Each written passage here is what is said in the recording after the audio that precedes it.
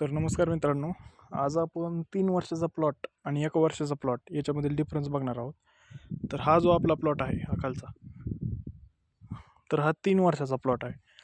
हे पाहू शकता आपण, याची कॅनोपी किती आहे, याची वाढ किती आहे. तरी हे म्हणजे एकदम खूप मोठे मोठे झाडे झालेले आहेत. आणि हे पाहू शकता आपण, हा आपला 1 वर्षाचा प्लॉट आहे. वरती एकदम चिटकूनच आहे. तर याची पण वाढ तशी वर्षाच्या मानाने खूप जास्त आहे. हे पाहू शकता, याची आणखी पण ग्रोथ चालू आहे. याच्यावर फ्रूट्स पण चालू आहेत, पण नवीन कॅनोपी पण चालू आहे. हे पाहू शकता, नवीन फुटवे फुटत आहेत. तर 3 वर्षाचा प्लॉट आणि 1 वर्षाचा प्लॉट ह्याच्यामध्ये फळामध्ये पण डिफरन्स बघू शकता.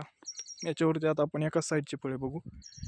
एक एक 2 ते खाली 3 4 1 5 इथे 6 7 8 9 10 11 12 13 14 एक 15 आणि तिथे एक 16 17 आणि ते पलीकडे एक 18.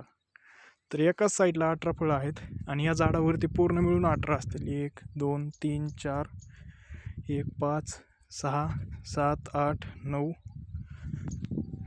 1 10 11 12 आणि ते वरती एक 13.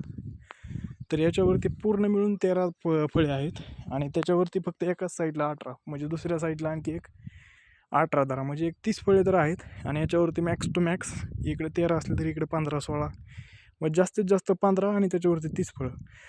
तर 1 वर्षाचा प्लॉट 15 फळं देऊ शकतो, तर 3 वर्षाचा प्लॉट 30 फळं देऊ शकतो. म्हणजे 1 वर्षी जेवढं उत्पन्न निघेल त्याचं डबल उत्पन्न जो जुना प्लॉट आहे तो देऊ शकतो. थँक्यू.